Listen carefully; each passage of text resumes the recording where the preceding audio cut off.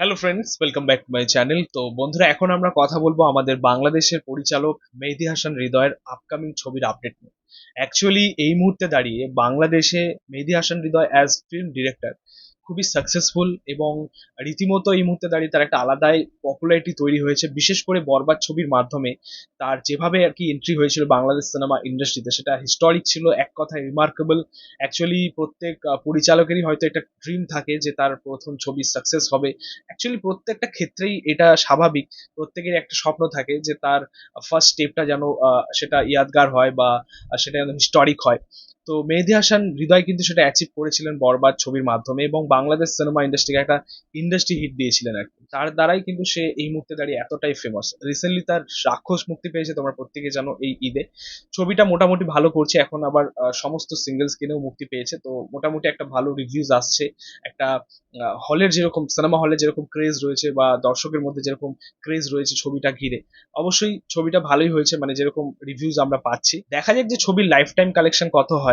হয়তো বরবাদের মতো সেরকম সাড়া ফেলতে পারেনি, ঠিক কথা, বাট মোটামুটি একটা ভালো কালেকশন করবে। হয়তো ছবিটা ফ্লপ হবে না, ঠিক আছে, কিন্তু তবুও মেহেদী হাসান হৃদয়কে ঘিরে কিন্তু মানুষের মধ্যে, দর্শকদের মধ্যে যে ক্রেজ বা তার প্রতি যে ভালোবাসা, তার প্রতি যে প্রত্যাশা, সেগুলো কিন্তু কমেনি। মানে বরবাদের মতো ছবি দিয়ে যেভাবে আর কি আমাদের মেহেদী হাসান হৃদয় এন্ট্রি নিয়েছেন, অ্যাকচুয়ালি দর্শক তার প্রতি একটা আস্থা দেখিয়েছেন, তার প্রতি তাকে ঘিরে একটা প্রত্যাশা, এক্সপেকটেশন তাদের মধ্যে রয়েছে।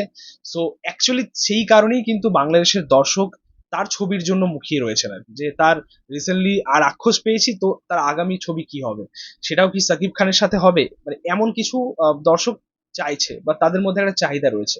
দেখো, অবশ্যই মেহেদী হাসান হৃদয়ের হয়তো আমি দুটো মাত্র ছবি দেখলাম এখনো পর্যন্ত। বরবাদ দেখেছি এবং রাক্ষস আহ, মুক্তি পেয়েছে বাংলাদেশে। অ্যাকচুয়ালি ছবির যেরকম ট্রেলার টিজার হয়েছে মোটামুটি ঠিকঠাক।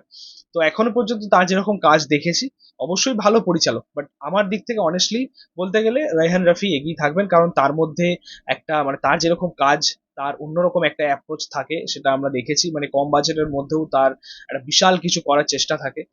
তো অ্যাকচুয়ালি আমি আমাদের রায়হান রাফির মধ্যে রাজ চক্রবর্তী খুঁজে পাই, অ্যাকচুয়ালি অনেকটাই মিল আছে দুজনের মধ্যেই।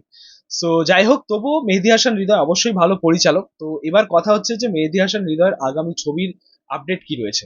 তোমাদেরকে বলে রাখি যে 2027 ঈদ উল ফেতরে মেহেদী হাসান হৃদয় এবং সাকিব খান হয়তো একসাথে কামব্যাক করতে পারে। ঠিক আছে, এই আপডেটটা আমি রিসেন্টলি পেলাম। এবং ঈদ উল আজহাতে তো আমার মনে হয় না যে আমাদের মেহেদী হাসান হৃদয়ের কোনো ছবি আছে বলে, হয়তো নেই, কারণ রিসেন্টলি তার রাক্ষস মুক্তি পেয়েছে, তার আপকামিং ছবি এখনো পর্যন্ত কোনো আপডেট আসেনি। বাট তার 2027 ছবির একটা আপডেট আমরা পেলাম, সেটা হচ্ছে ঈদের ছবি, ঈদ উল ফেতরে, যেটা বিগ রিলিজ হয় বাংলাদেশে, সেটা কিন্তু সাকিব খানের সাথে। কিন্তু তোমাদেরকে বলে রাখি, সেটা কিন্তু বরবাদ 2 নয়, ঠিক আছে, অন্য একটা প্রজেক্ট। কারণ রিসেন্টলি আমাদের মেহেদী হাসান হৃদয় কিন্তু এটা ক্লিয়ার করে দিয়েছিলেন যে বরবাদ 2 করবেন না। অ্যাকচুয়ালি বরবাদ একটা পার্টি সেট হয়ে গেছে আর কি। বরবাদ 2 হবে না, কিন্তু অন্যরকম একটা কাজ হবে, অ্যাকচুয়ালি তার থেকে বড় একটা কাজ হবে, ঠিক আছে। সেটাও, তার মধ্যে হাই অকটেন অ্যাকশন থাকবে, তার মধ্যে অন্যরকম একটা গল্প থাকবে, তার মধ্যেও সাকিব খানকে হয়তো আমরা অন্যরূপে দেখতে পাবো।